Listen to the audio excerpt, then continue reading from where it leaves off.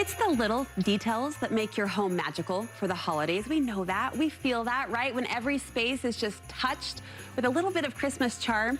So for that empty window or empty wall, my next guest suggests filling it with this homemade, handmade project. This is a Michelle Inkley creation. It's so good to see you. You too, Brett. Okay, this project, I understand, not just darling, because it is, but it's nostalgic for you. It is. We used to go to Lake Tahoe as kids, and my mom would come home with these big sugar cone pine cones. Yeah. And always decorate for the holidays. So when we went a few years ago, I gathered them up, and I thought I need to decorate with them just to remind me of my mom. Do they hold up really well? Do they dry and flake? They do. We dried them out in the oven to get them all dried out. We sprayed them with a little lacquer, and they're good to go for years. Oh, they're sprayed, because they do have a nice sheen to them. Yeah, I just sprayed just a little bit of matte spray just to keep them together. Okay, yes. They don't fall apart. Hold your bits in place. Then what? What do we do next? So then I keep these up all winter. You can take off the Christmas ribbon, add some drapey, other, you know, a white kind of shimmery thing if you want to keep it up. Which I love, because come January, we all are staring at these naked white walls. And you're sad because everything's down. You feel a little depressed. You do. Yeah. But this you can leave up because they're kind of wintry. Okay. But you can get pine cones anywhere. You can get the big ones at Taiwan Imports. You can get little ones from the craft stores.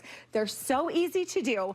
All you need to do is tie. Now the ribbon makes a difference. So for hanging, I like to do a kind of a floppy ribbon. Okay. And you're always gonna wanna kind of glue that into place, because you know, in the middle of the night when a pine cone's falling off the wall, it might be a little, you know. It might sound like a robber entering your house. It might not be so good. Yeah. So after you get this hanging one in place, then just get your greens that have fallen off of your garlands, that have fallen off your trees, and glue them on. So it's so simple, just on the top. So greenery, you've done some berries, you've done some bells. You know what, anything that you have little extras of. Yeah. Because, I mean, Look it's how just fun. using up all the little bits. pieces. Yeah, so it's not hard. It's super duper easy just to add a little things that you want to do, whatever's falling off of whatever. Right. And then I like to hang it, and then I like to add another contrasting bow hanging down, kind of like these big ones here.